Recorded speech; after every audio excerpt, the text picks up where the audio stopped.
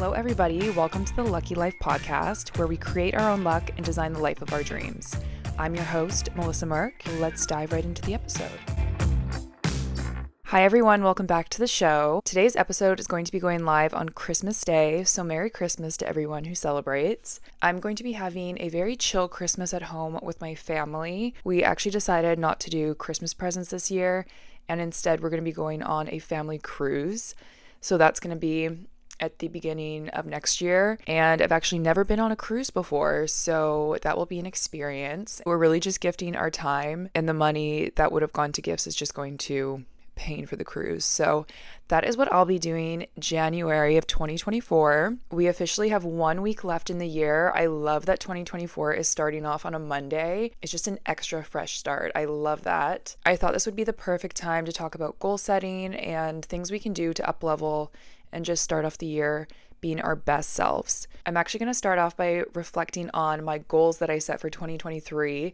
And let's see if we accomplished anything. I'm not going to go through the entire list, but some of my goals for this year was to be more organized, make more money, stick to boundaries, find true love, buy less things but higher quality, finish school, clear my skin, less drinking, and get more fit. Looking at this list, a lot of my goals were quite vague. I think I did get a little bit more organized. I do think I'm getting a bit better at sticking to personal boundaries. I did finish school. I think it was like almost 6 months ago. I wouldn't say that I'm more fit, but I have stuck to a workout routine, so that is a win.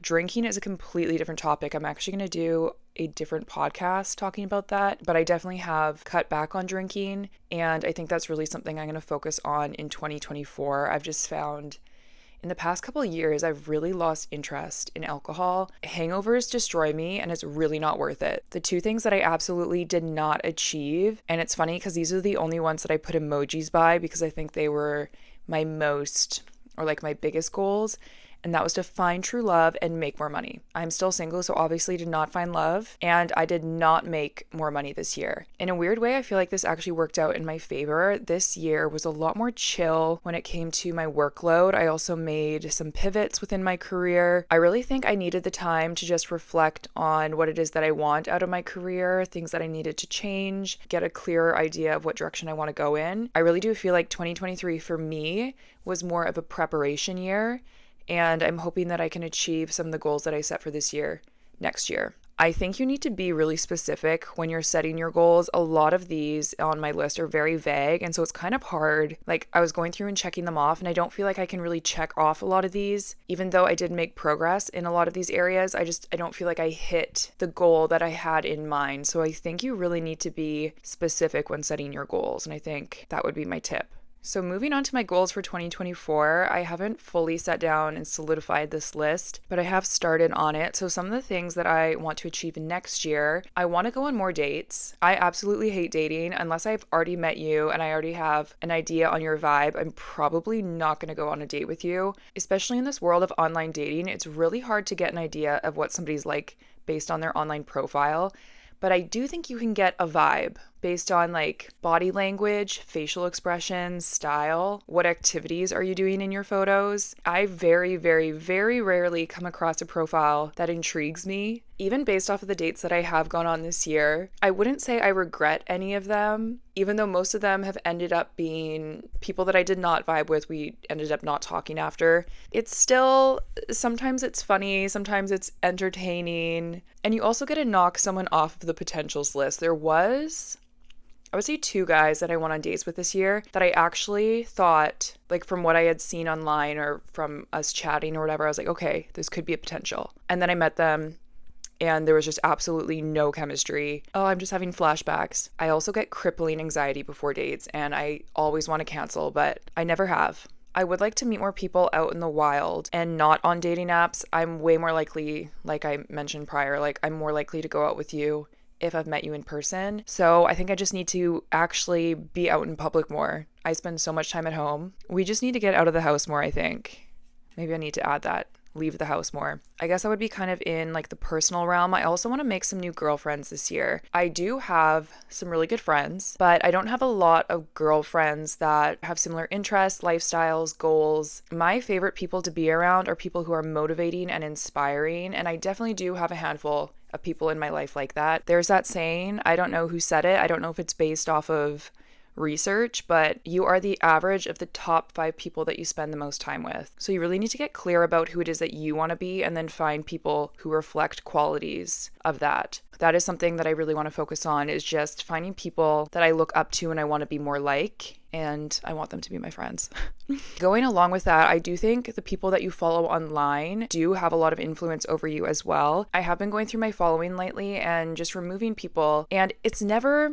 Well, sometimes maybe it's personal. Most of the time, it is not personal. I actually have had people come up to me and ask why I've unfollowed them. And I always find you don't see someone for years, you unfollow them on Instagram, and then you run into them the next day. I literally don't know how that works. Every once in a while, I'll just go through though and unfollow accounts that aren't inspiring, aren't relatable. It's not someone that I see. I spend so much time online, and I know a lot of you guys can relate, and you are consuming content. And you want to be consuming content that is impacting your life in a positive way. Definitely take stock on the accounts that you follow and maybe do a little clear out. My main career goal for next year is to grow this podcast as well as my social channels. I really don't care about the numbers, but they do impact the numbers that hit your bank account. So I'm definitely going to make more money on this year's goals list. And so growing my social media channels is going to help me grow more money as well. I would also like to achieve more work-life balance. My work and personal life is so intertwined. It's really hard to know when I'm working, when am I not, how to shut off my work brain and just live in the moment. I think I'm going to try to take weekends off this year. I've never really done that. I don't think I'm going to film anything on the weekends. I think Saturdays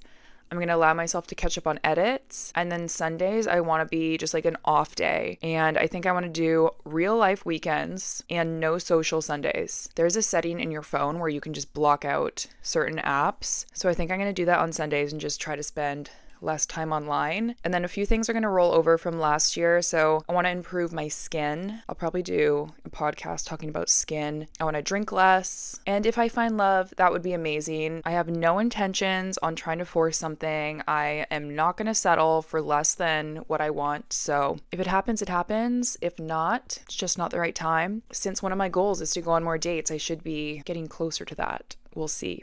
I'll definitely keep you updated. So enough about me and my goals. Let's chat about some things that we can do to up-level for the new year. I definitely recommend making a vision board for the new year. It's essentially a visual representation of your goals list. My vision board looks very similar to last year's. I just updated some of the photos. I like to set my vision board as my laptop background. I have some friends that have it on their phone background. My background on my phone says Lucky Girl, and that's actually what I wanted to call this podcast, but there was a bunch of Lucky Girl podcasts already. I decided to put that instead of my vision board because people can see your phone background, and my vision boards almost always have a hot couple, a really fit girl. It just makes me feel weird that I have these random people on my background. So, I mean, props to you if you do that. I don't know. I feel a little embarrassed.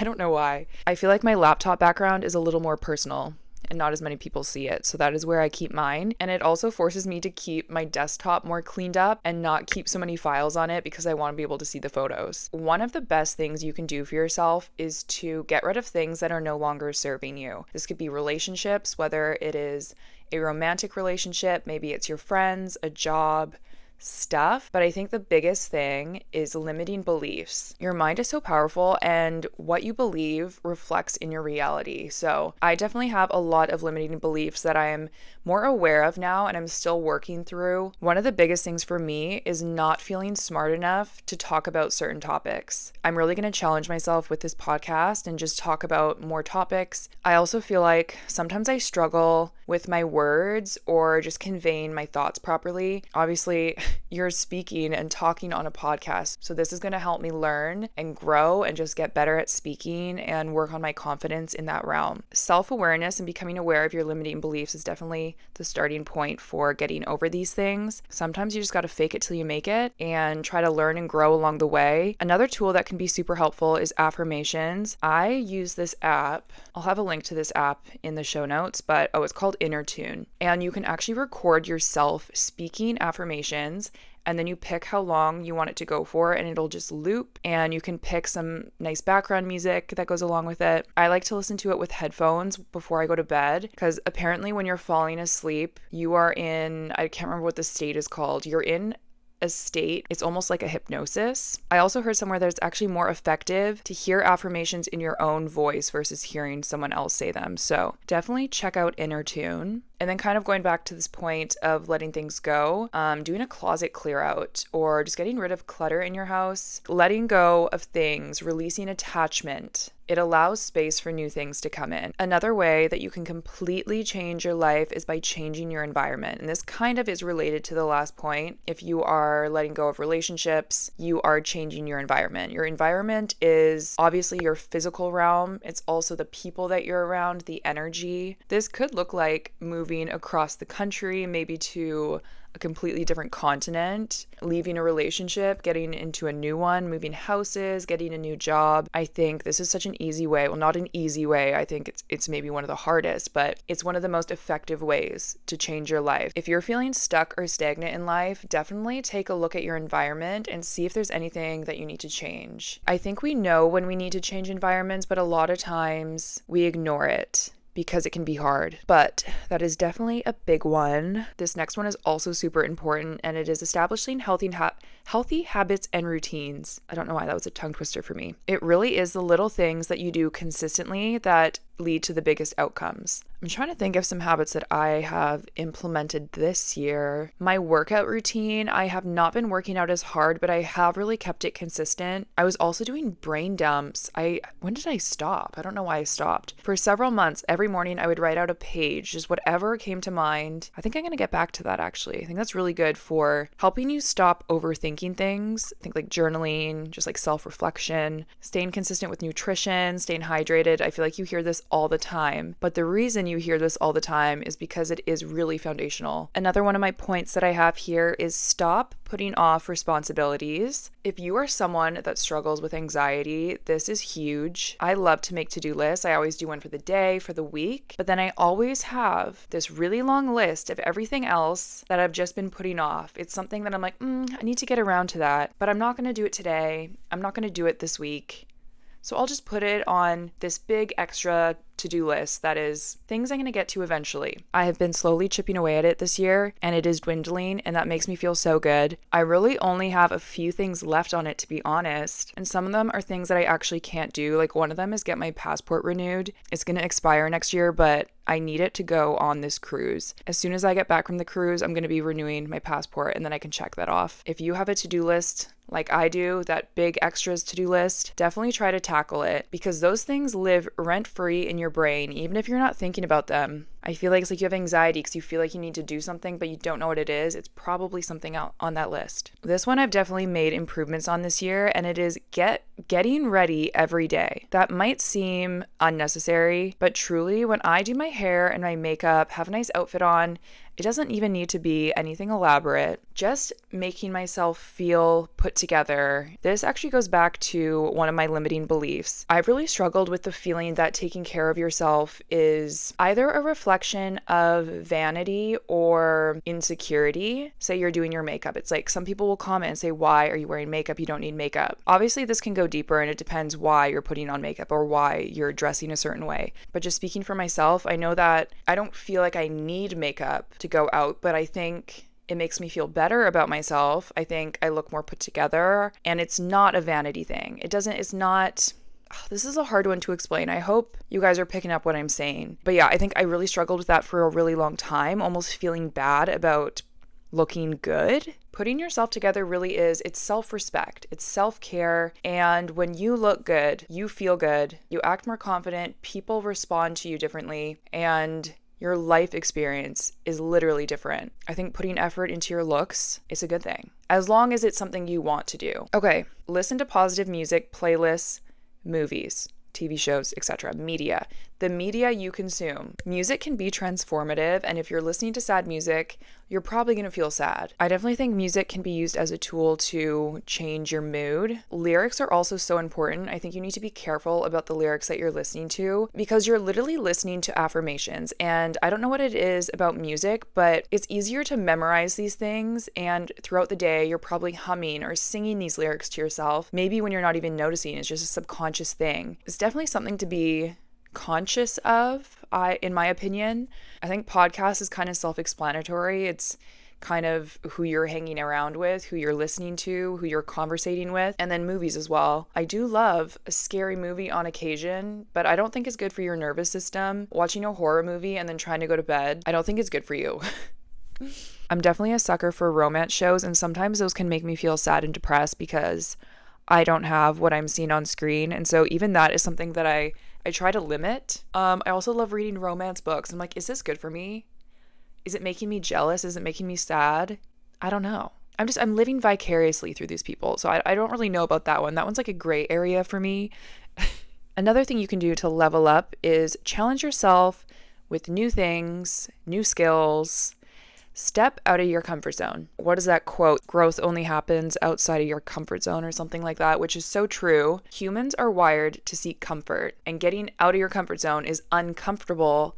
But if you stay in your comfort zone for too long, that will get uncomfortable. You really just need to pick what uncomfortable you want. The one that's not going to get you anywhere or the one that is going to get you somewhere new. Unless you really like where you're at. But I think if you're listening to a podcast, you're probably trying to improve something. I think we all have room for improvement. Something I'm trying to get better at is making eye contact and smiling at strangers. It doesn't feel natural to me. But I don't want to be perceived as a bitch. Something as little as a simple smile can make someone's day, and when they smile back at you, it's going to make you feel good.